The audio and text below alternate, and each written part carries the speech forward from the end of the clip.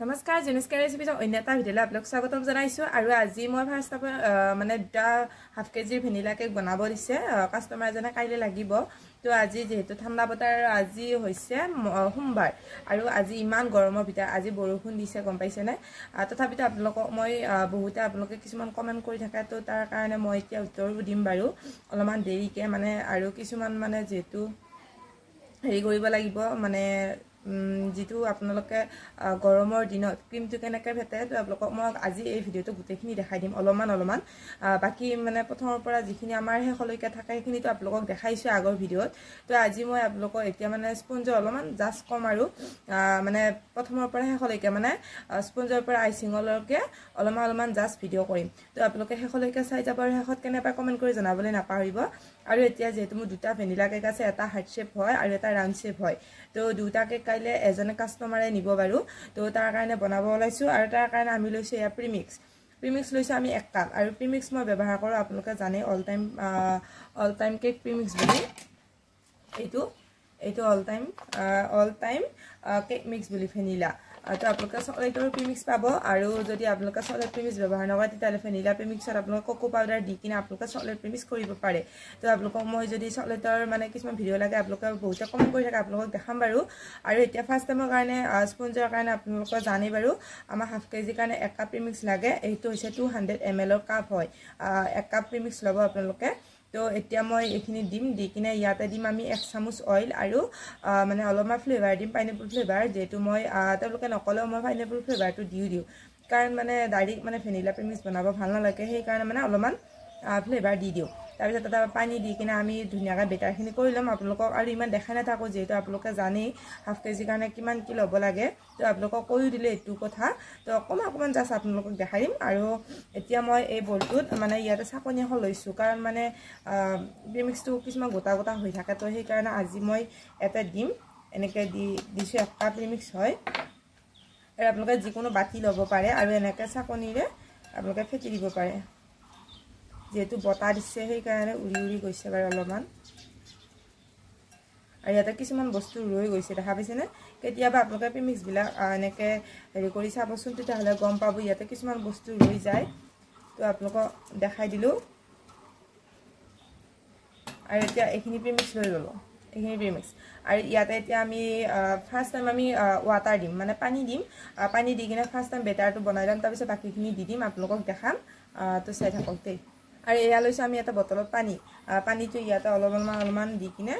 লৰাই যাম বাৰু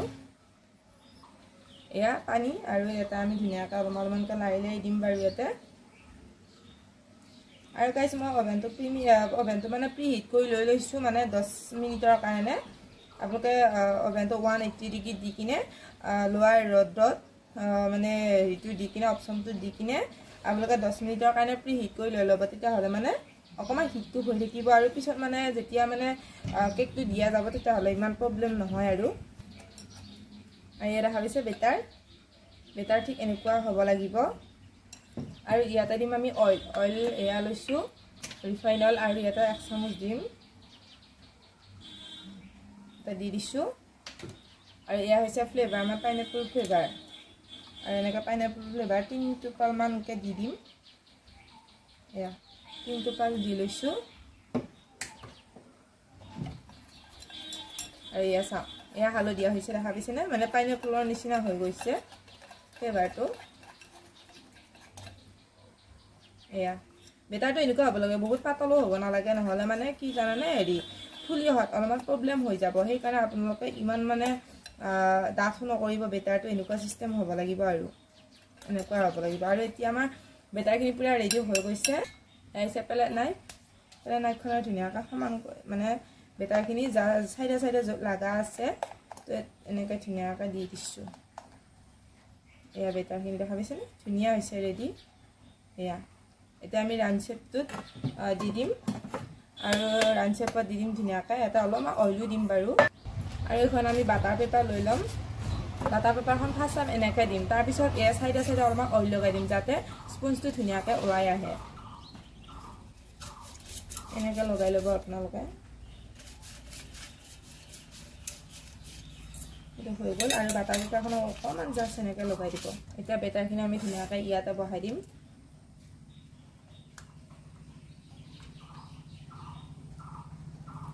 আৰু আমি সেইটো এনেকুৱাকৈ কৰি ল'ম এই বেটাৰখিনি আমাৰ হৈ গৈছে এইটো আৰু এতিয়া বহাই দিম আৰু সেইটো সেনেকুৱাকৈ একে নিচিনাকৈ কৰি ল'ম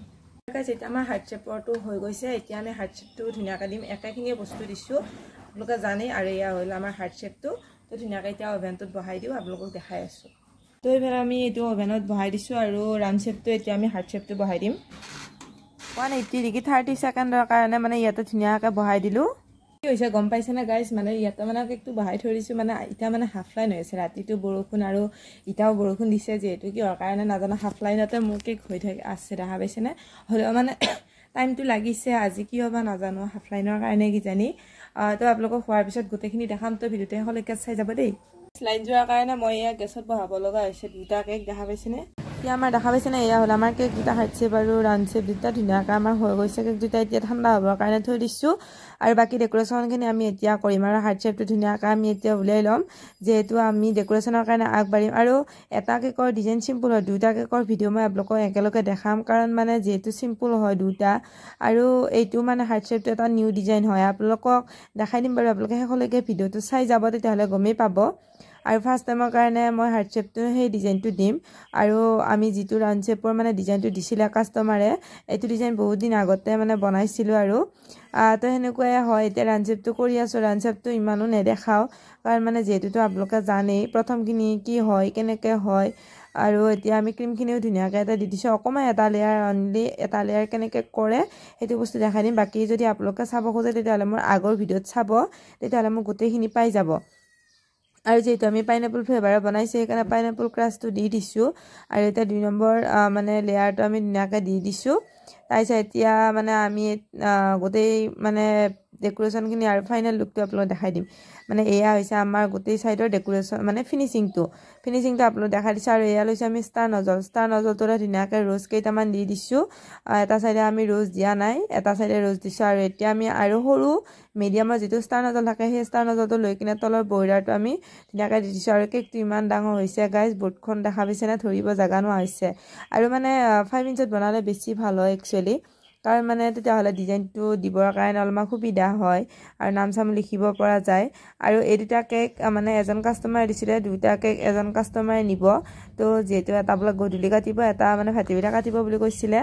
আৰু এতিয়া এয়া হ'ল আমাৰ ৰেড কালাৰৰ হাৰ্ট শ্বেপটো এতিয়া আমি হাৰ্ট শ্বেপটো ধুনীয়াকৈ বনাম মানে ৰেড কালাৰ দিব দিছে আৰু যিটো ৰেড কালাৰ দিছে পুৰা ৰেড কালাৰ হয় তাৰপিছত মই কৈছিলোঁ ল'ৰাজনক ৰেড কালাৰটো পাৰফেক্ট নহ'লেওতো ৰেড কালাৰ দিব পাৰি সেনেকৈ কওঁতে সি হ'ব বুলি কৈছিলে তেনেকৈ আৰু সি যিটো মানে কেকৰ ডিজাইন মোক দেখাইছিলে সেইটো হৈছে এনিভাৰ্চাৰী কেক হয়